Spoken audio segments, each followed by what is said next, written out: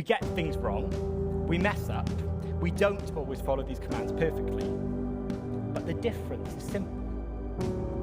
It's not a conviction that you want to shy away from. It's a conviction that you want to grow from. Many of you know probably John Newton, and he gives this quote: "I'm not what I ought to be, and I'm not what I once was. And it is by the grace of God that I am what I am." That's how you know the truth is in you. Not that you follow his commands perfectly, but that you know you don't and want to follow him better. You see, it's not the perfect avoidance of sin, but how we respond to it. You see, those who aren't Christians may say, well, I don't want to follow these commands at all. I want to live my way. Or some people who are in the other church are probably treating it like a pick-a-mix. Well, I follow this command and this command, but oh no, not that one. But verse 6 makes it really clear. Whoever claims to live in him must live as Jesus did.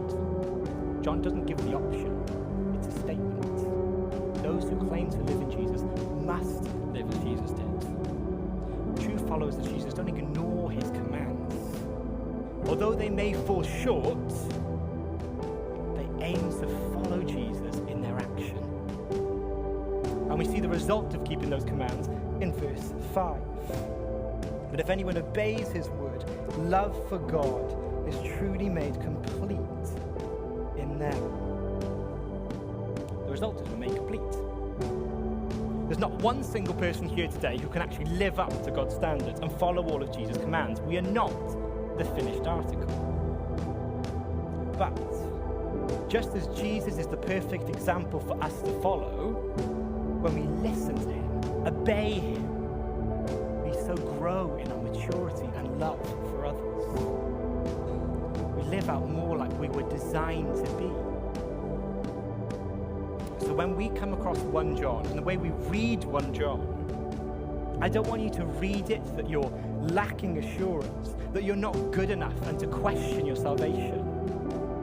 Instead, I want you to know that it's a good conviction, that you want to obey his commands better, to follow him closer, to live in true obedience to him. The first